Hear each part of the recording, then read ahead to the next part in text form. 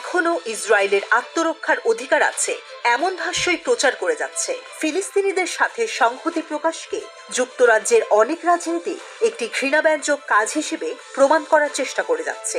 তারা শান্তিপূর্ণ বিক্ষোভকারীদের গায়ে সন্ত্রাসের সহযোগী শক্তি হিসেবে তকমা এঁটে দিতে যাচ্ছে। তবুও দীর্ঘ সময় ধরে ফিলিস্তিনিদের ওপর চালানো জুলুমকে সমর্থন দেওয়ার জন্য পশ্চিমা সরকারগুলোর প্রতি জনগণের ক্ষোভ ও অসন্তোষ বাড়ছে।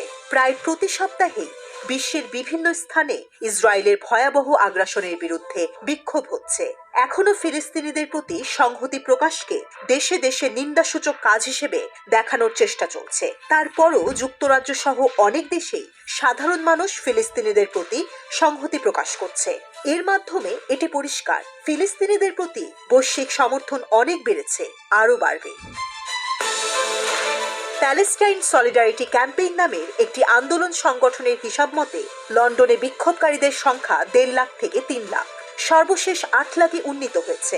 গাজায় ইসরায়েলি বাহিনীর গণহত্যার ভয়াবহতা সাধারণ মানুষের বিবেককে মারাত্মকভাবে নাড়া দিয়েছে। এতে অনেকেই রাতারাতি আন্দোলন কর্মীতে পরিণত হয়েছে, পথে নামছে।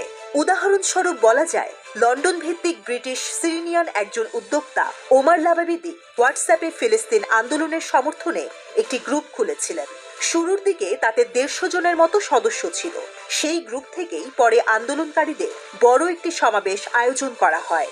এই নেটওয়ার্কটি মিছিল সমাবেশের মতো কর্মসূচির আয়োজন করে, পাশাপাশি গণমাধ্যমে ফিলিস্তিন ইস্যুর সংবাদ পরিবেশন এবং সামাজিক যোগাযোগ মাধ্যমে প্রচার করে থাকে। প্যাল অ্যাক্টিভিজম নামের এই গ্রুপটি এখন অনেক বড়। অন্যদিকে ফিলিস্তিন সমর্থক আন্দোলন কর্মীদের ইসরায়েল বিরোধী ভাষা প্রয়োগ এবং সামাজিক যোগাযোগ মাধ্যমে ইসরায়েল বিদ্বেষী বক্তব্য দেওয়ার কারণে ব্রিটিশ পুলিশ ইতিমধ্যে অনেককে আটক করেছে। ইসরায়েলের বিরুদ্ধে বিক্ষোভ করলে কিংবা সামাজিক যোগাযোগ মাধ্যমে ইসরায়েল বিরোধী বক্তব্য পোস্ট করলে তাদের অ্যান্টি টেরোরিজম প্রিভেন্ট প্রোগ্রামের আওতায় আনা হতে পারে বলে সতর্ক করা হয়েছে। শিক্ষার্থীদের অনেকে বলেছে, তাদের প্রতিষ্ঠানের শিক্ষকেরা ফিলিস্তিনিদের পক্ষে অবস্থান নেওয়া শিক্ষার্থীদের যুক্তরাজ্যের অ্যান্টি টেরোরিজম প্রিভেন্ট প্রোগ্রামের কথা মনে করিয়ে দিয়েছে। বিক্ষোভে যাওয়া কয়েকজনের যেমন পরিণতি হয়েছে সেটা করুণ এবং ভীতিকর। তা দেখার পর বিক্ষোভ সমাবেশে যাওয়া নিয়ে অনেকের মধ্যে কিছুটা ভয় ও দোটানা কাজ করলেও মানুষ থেমে নেই।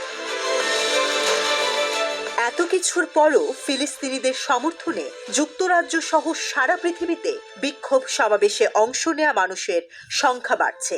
বিশ্বজুড়ে ফিলিস্তিনিরা এখন অনেক ন্যায্যতাবাদী গোষ্ঠী খুঁজে পেয়েছে, যাদের সমর্থন আন্দোলন তৎপরতা ফিলিস্তিনের মুক্তির জন্য অনেক গুরুত্বপূর্ণ।